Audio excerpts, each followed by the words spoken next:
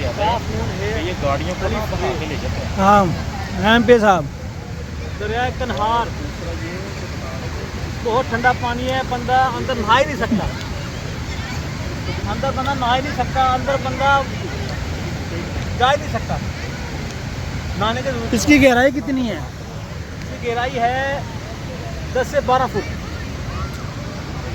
ये आप 15 बता रहा था। ये आप देख लो क्या किस तरह की छल्ले बज रही हैं।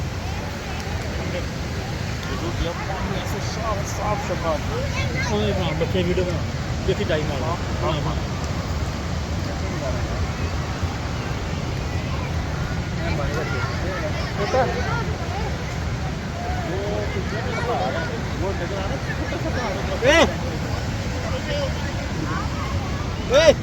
वहाँ से ना सारा ठंड पड़ गई बहुत ज़्यादा। एक और मार जहाँ पे हम ना यहाँ पे तो यकीन जाने फुल ठंड पड़ रही है, हवा बहुत लग रही है ठंडी।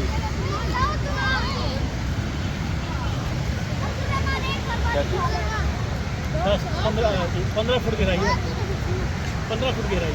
आज तो ये वो थोड़ी सी लगी थी जब ये मुजफ्फराबाद के पहुँचे हैं ना, मुजफ्फराबाद संजीव वाले के पास पहुँचे थे ना, वहाँ पे लगी थी बहुत ज़्यादा।